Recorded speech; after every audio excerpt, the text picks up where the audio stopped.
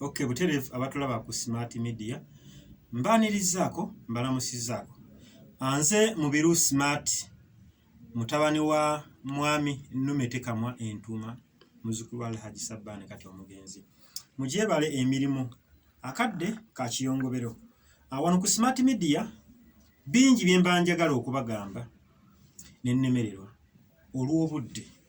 Wano tusinziira butereevu mu Smart Studios we tuli nga bwalaba ebyuma byaffe we biri si bye by'amaanyi ennyo si bye bitiisa n'ebyo tukola bibeera mu ffe Katonda byatuteekamu. Ng'okyalina Mubiru Smart olwaleero tugenda ku mulamwa gw'okumanya obulamu bw'omuntu olina kubukozesa otya era biki by'olindirira nga Allah abadde akujjuludde bibi birungi ne nkugamba nti buli omu olwo by'olina okukola. Mu mbeera eno nga twakaviibwako omusumba Yiga Augustine ku maaso Mukama amummuze mirembe, abantu bingi bye babadde boogera ebinyuma n'ebitanyuma, naye nga ebiseera ebisinga abantu abatera okwogerako ebibi beebo b'oba wakolera ebirungi n'obazuula nga ky'olwanako bafuuke kiri tekibaliimu n'ogamba agundi kakomyeko wano nfune omulala. Oyo olunaku lw'okeera ng'omugambye ekyo atandika kugamba bantu baneegundi mubi, gundi alina omutima mubi mukotogezi. No, tekijja kuba bwe kityo. Okusookera ddala nja kusooka okwebaza omwami bamuyitaani omwami omwerabiddeko bamuyita Alhaji Hussein Kyanjo we waffe Entuuma ku kyalo.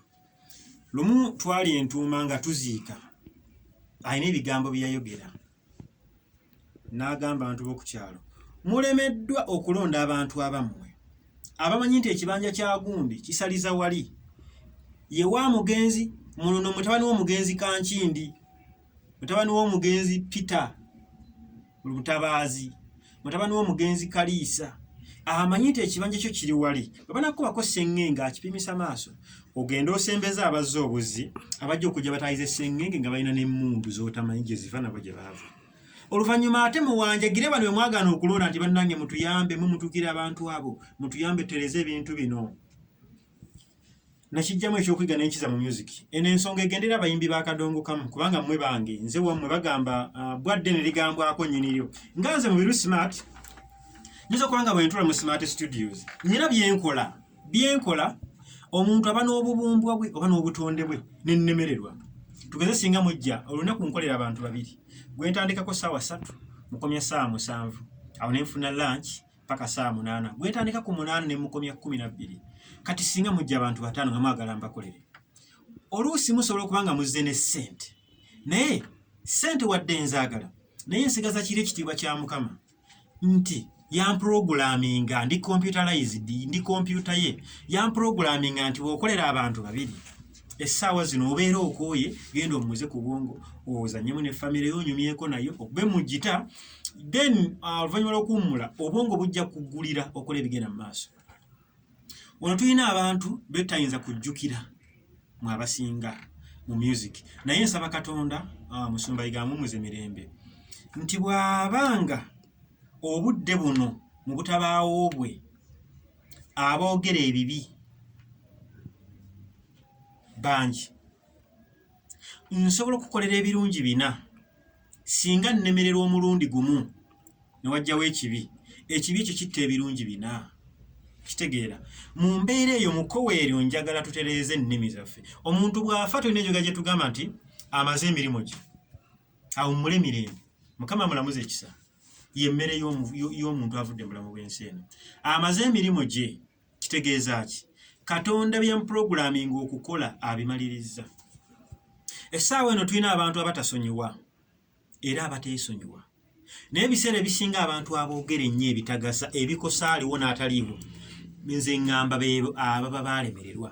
Ekyokulabirako ekisooka, bw'otuna omuyimbi nga Hassan Endugga sijja kumubuusa maaso kuba mu bayimbi abaliwo tosobola kola bayimbi 3 n'omubuusa amaaso, kale 5 n'omubuusa amaaso nti bw'aba yateekebwawo omugenzi n'amujja from nowhere yagamba yamujje esitole y'empanvu sijja kugiddamu kuba tuzze tugiyitaayitamu. naye nga yagenda n'agamba mu budde obwo wadde twakola oluyimba olwo si kyekyamaanyi ennyo. Ekyamaanyi kiri nti yasiima oli bye yamukolera. Ne tulaba Ndugga, singa teyaliiga twalirabye Ndugga, twalirabye Kafeero Junior, twalirabye abantu bangi nnyo, twalirabye Nabbi omukazi, twalifunye Bena Namisinga nga mukwasi, nga muyimbi mulungi nnyo, omuyimbi atuukana n'omutindo. Kakati bw'abanga yakola ekyo, ebyo byonna byonna tubimanyi, nabo basirise, kubanga ekirungi tebakyogerera. Naye oli n'avaayo, nze ngamba nkolewe nti, nze nakolewe nti, tetugenda kukuteeka naye mu mbuga akugambe nti olimba akwegaane. Abantu mwogera nnyo ebibi, lwaki temwogera ku birungi bye bakolera? Vaayo gamba omusajja yanzibula amaaso, yanzija mwogola nga nsiraanye, nandeeta e Kampala nampangisiza enju emyezi 6, nannyamba nampa ne kapito. Naye omusajja oyo simulabangako mubi nnyo, kubanga naddayo ne mugaa kapito ampeddeko, kapito anfuddeko sente nazirya, nannyima sente endala. Olwo ebintu ebimu nga mulina kubisaba Katonda, kyokka nga mubisaba abantu bannammwe.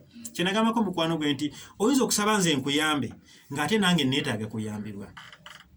Ntera bagamba nti nze nga Mubiru Smart nyinza okuba temulaba birungi bye ngasa mu industry.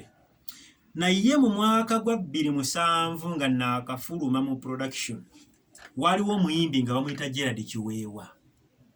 Eyayimba eggaali ekozeeko Kameeme, Kabeero, Batesi Balo. Mukama yamuwa erinnya naye yali akkakkanyeemu ng'alina gurupu bagiyita Caro Productions. Gurupu ya Gerald Kiweewa bwe yali ekkakkanyeemu, Kiweewa najja mu Caro Studio nga twakagitandika nga naakayiga bwe nti ne kompyuta sinnagiyiga, nkeberawa bye nnakozeeko eggulu. Nga sene kagambo recent kategeeza ki, nze manyi yesterday nti yeggulu. Koze recent yo yabiyise. Ne tutetenkanya olimba mpalampola, talina ssente nange sirina. Naye nga mukama ye mu gurupu Caro Productions, ate ye mukama wange Caro Studios. Omwami Ronald, mukama amwe byagala mu bulamu, amusuuse n'embeera emutawaanya. Ne tutula ne tukola oluyimba ekiwuka eky'eddalu. Alubamu eno za kuliko olimba la Madamu Teacher Koloboza ne Kazibweddewa aynako oluyimba. Bwe tukola oluyimba ekiwuka eky'eddalu, ne nsala CD 10 nga nfu. Mukama wange n'aziyimbisa mu radio ne zigaana, n'angamba ddamu. Tobene basala CD, konze nze nazisalanga image. Kumbe nsala audio nze sibimanyi, nga zigira zisala busaazi. N'azinsasuza ate nga nali sifuna musala kwa nali nkyayiga, ndi mu good trial. Kati oluyimba bwe naddamu ne nsala CD eyasooka n'angamba gitwale ku CBS.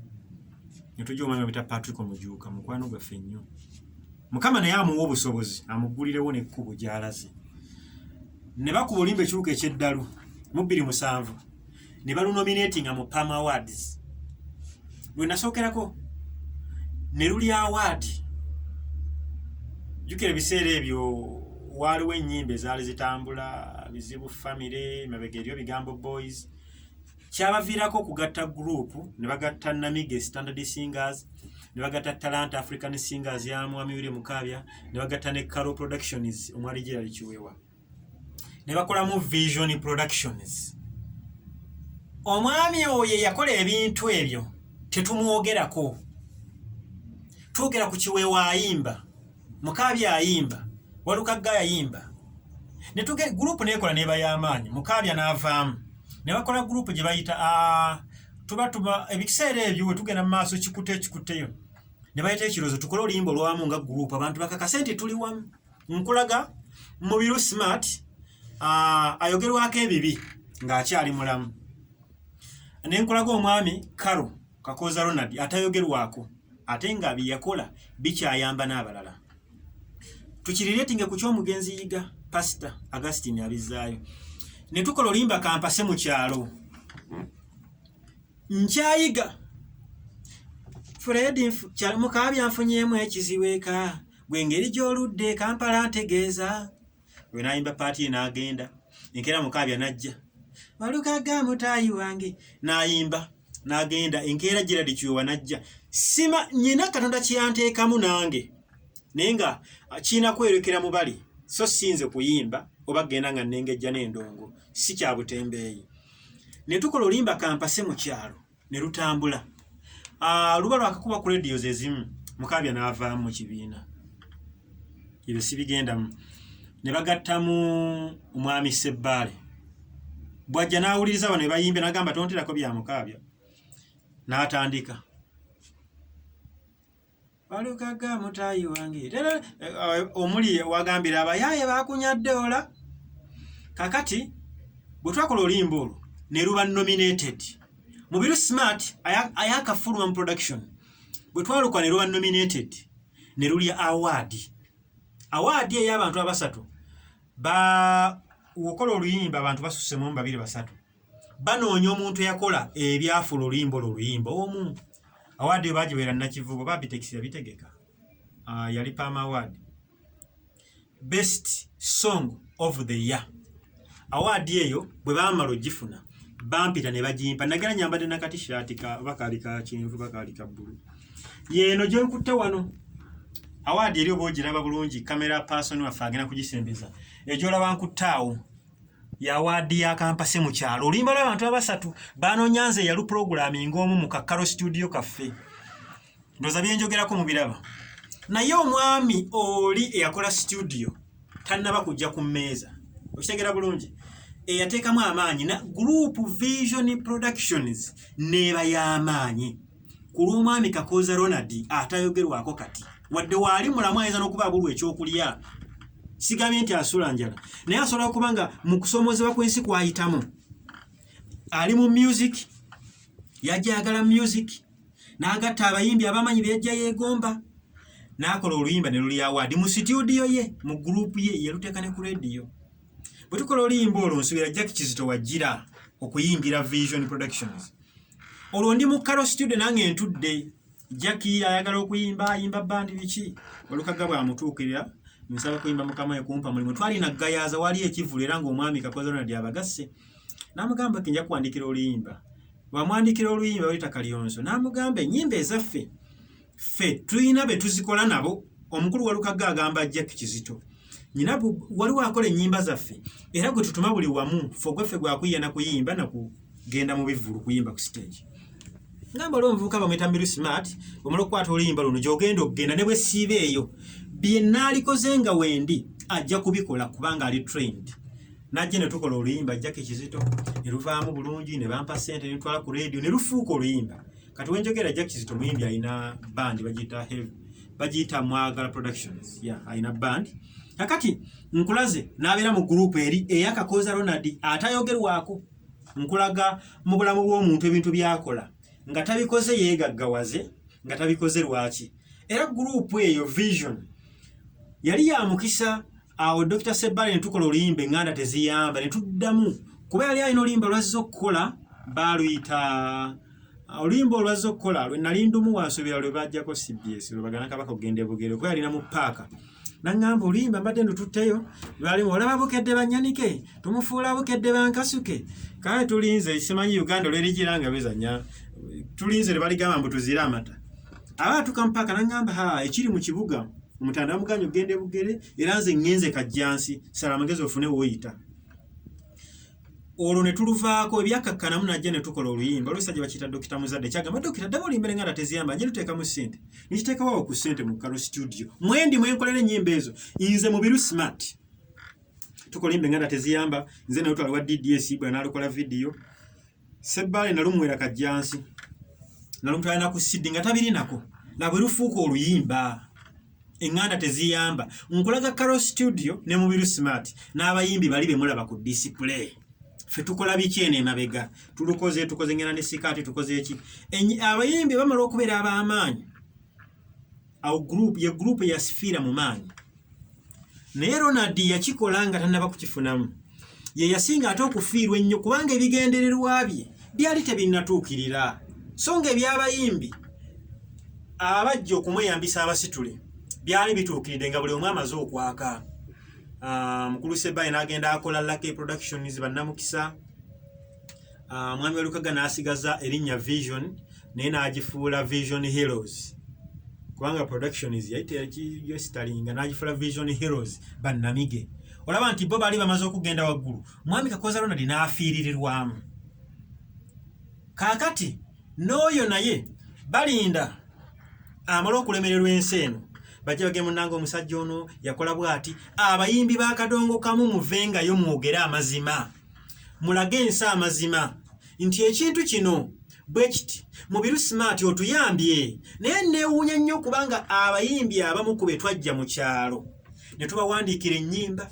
ne tubawa engoye ze bagenda mu stage ne tubaazika engatto ze bagenda mu stage nga tutola kuzaffe enkadde ng'essaawa zino be batuweera obujulizi obubi. Oyo omusajja muzibu nnyo nti aha naye nga gw'ogambako omuzibu nti jjayo ennyimba zo tuwulire nga mu nnyimba zaalina 2 mulimu 15 z'oyo gwayita omuzibu omubi ennyo ate takisa na kwesembereza be bayimbi be tuzze tuyamba. Ne nkugamba nti kola ebintu byo nga tolina gw'oyagala kusanyusa naye kola osanyuse Katonda z'empeera ze zirijja mu maaso.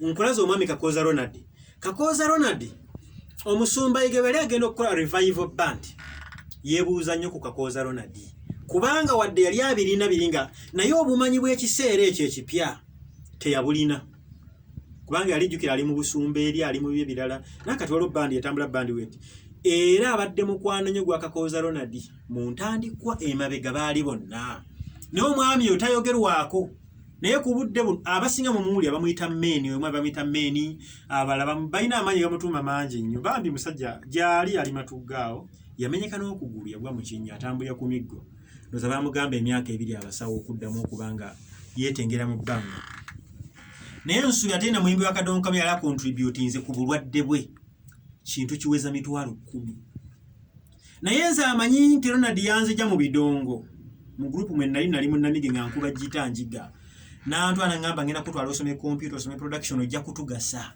ate nga byatuukirira era abasebe bamugamba ng'ojja otandika okutambulatambulanga munnamunonanga ne munona ematugga ne mutwale namuwongo ne muzaayo buli kimu ngaawo buli wiiki ngenda ne munonamu emirundi 2 okumala emyezi ndozangisa n'atambulatambulamu paka n'ayiga okwevuga naye neyeevuganga naye nga sinzaali obulungi naye olw'okujjukira kuli nsaba abayimbi ba Kadongo Kamya nga sinava ku topic eno mufengayo okujjukira omuntu ng'akyali mulamu ffenna bemukuba enkokola nange mwendi kubanga nze abayimbi Katonda kino kimwebaliza yampa ebintu 2 naye ate bya buwanguzi gyendi nze abayimbi benkolera bw'aba Katonda yasooka nampa abayimbi abaagala okutandika okuyimba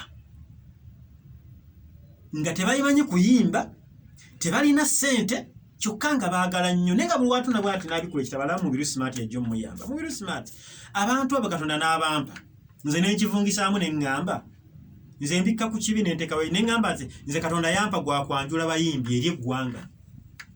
Ekyokubiri nampa abayimbi abaweddemu omuyimbi wa wano bwaggwamu n'agamba kati ngudde nga Mubiru Smart yankolera ennyimba n'enjaka otakyalina ssente n'obwongo obuyata bwina kubanga obwavu lusuka ku muntu obungi obwongo butalagga n'agamba kangenda Mubiru Smart no tuyiyayina obwongo najja ne tuyiya oluyimba ne tukuba ebidomo ne tukola ki kuba sigenda kumusaba ssente nti mpe emitwalo 10 oba 2 oba 3 oba nsuubiza bwe mukola ennyimba nga 2-3 n'ayaka oyo tadda bw'afuna ssente omuwulira yakala kagamba kafunye mu luyimba lwange ate gundi alina kati yaliko yalina eŋŋoma eriko n'ombuuza omuyimbi wa Kadongo Kamya wajja kuyimba ŋŋoma lwaki toyimba raga bwe baggwamu baba bange Katonda abankomezaawo bwe baba balimu nga bagenda mbasange nga bambadde obukootikooti bazimbye nze mba mu busaati bwange naye nga mutunuulira naga Smart gyebale kale taagenda kutuula oli wa wansi naye ngenda ajja n'omugamba mwenda gwakira akutuukako.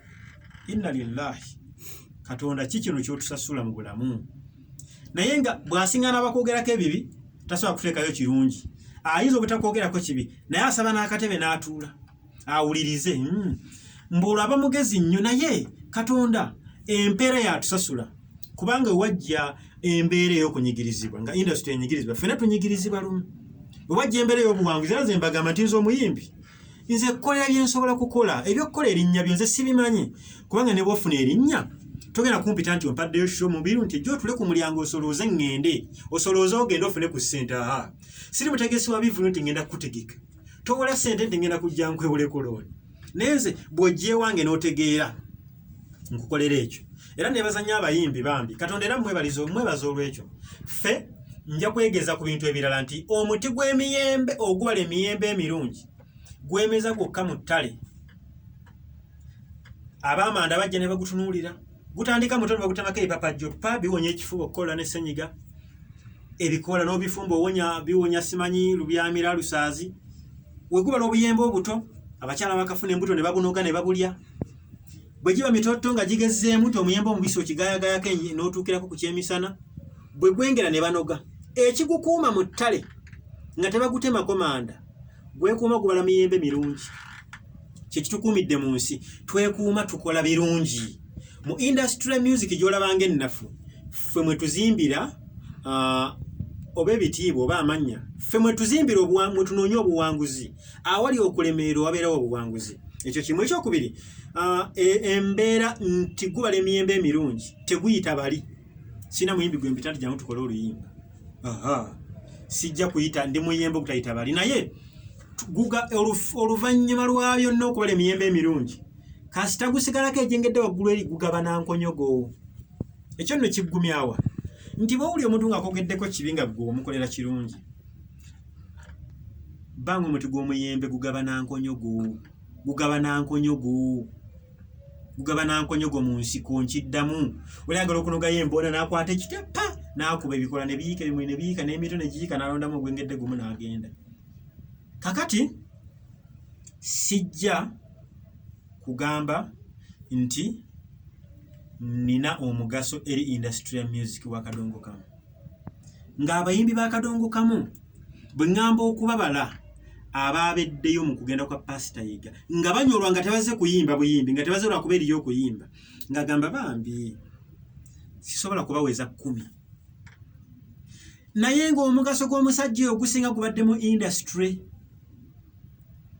nze nabagamba nti lubamuza mu ddwaliro guno omulundi ogusembye Allah aleme okumukomyawo yava wano lwaleero nga tukola oluyimba lwa Jackie Kabiito baluyita Love 50 nangamba kuba twaluka nangamba smart mbanya tukola oluyimba luno ndi mugonvu naye tulumalirewo konza ate musumba lw'omutawaana nitulukole tulane yekubira gita nitwanyisiganya ebigambo tugatta tulumaliriza naye kati kyoba okola nti ndututte naawe wulirizamu enkeera ssaawa 9 we naaba mmaze okusaba konja kukubira nkubuulira oba olina kyoweddemu ekyokukyusa kati bw'ataakuba ku 9 nakuba 10 nga n'emu musumba eyagikwata ngamba nze gundi musumba bamuzizza mu ddwaliro ng'ali bubi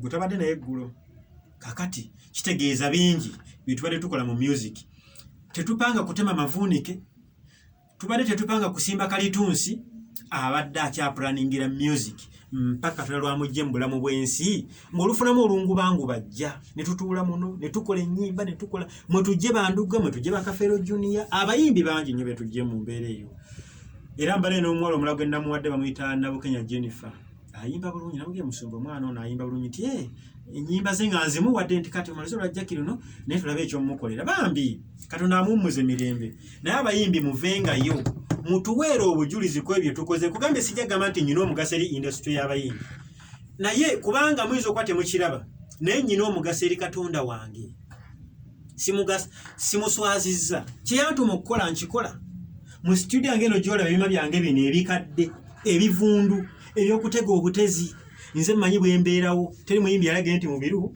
nfunyeyo share amaanyi oluyimba lwakola lukutteyo yosolezeyo shemu ogenda okulekeba ya microphone namu byange entobanga nze gita nezibeerawo keyboard nezibeerawo nenkola smart school of music nebagamba mujje muyiga abayimbi kirungi nnyo okubanga oyanga omanyi okukuba gita temujja neba omusenga nagamba mubiru smart nja wanjigiriza gita njikuyigirize ntya nga nkuyise tozze munatusonye no ku smart media bingi bye tusobola okwogera naye mbadde nja kuyisaawo ensonga eyo omuntu aba n'okusoomoozebwa n'okulemererwa muleke okutwogerangako ebibi mukubaawo ne mu butabaawo bwaffe bikka omuganda agamba gayita ku kibi ne geesekera lwe mufuba okutuukiriza nti bw'osanga oli asinga n'omuntu agudde mu mazzi gamutwala yajjayo essimu yasooka amukuba esserefi mufo ky'okumukwata omukono omusikeyo obuyambi otya ensi oweesezza otya Katonda w'ekitiibwa mu mwoyo gwe yakuteekamu kati tulina abayimbi abenjawulo tulina omwami Fred Sebatta waali alina ebizibu by'ayitamu ng'omuntu naye ku nnyimba ze yayimba yali badde asaana okuba ng'ayita mu mbeera eyo bw'atyo alina ebizibu by'ayitamu ng'omuntu nti alina amabanja alina obuvunaanyizibwa naye nga muyimbi wa ggwanga ali ku level etasangika ngawe muddira mugenzi Philot ante ennyimba ze December lwe zirina okuyimba lukka. Endala ennyimba ziba zisiiya busiiya. Abayimbi bakadonkamu mmwe bendiko. Muleke okutwogezaako obubi. Muleke okutwogeza obubi ffe ng'abantu. Wantu afira omugenzi Maka Makumbi. Abayimbi abamu ku yali asinga okwagala n'okulwanirira. Omanyi bagamba enswera ekwagala. Be yalaganga ebirungi. Ndi kino ky'okoze kikyamu. Obadde olina kukola bw'oti. We yaba akolaze kirungi. Nakati tebasonyiwanga mulambo gwe. Naye nga mu biseera bye yabalwanirira ne bongera ku maanyi gaabwe nga waali. Nakati tebasonyiwanga mulambo gwe ne mu ddwaliro tebamulambula. Oli naawulira gundi afudde. Abadde yeepankapanka. N'owulira omuntu omukulu. Bannaye. Mulowooza eno ensi tugenda kugikungula. Ye gwe yajja okungula ensi. Waleeta kutya yenkana ki mugenda okugiteeka ng'ogikungudde.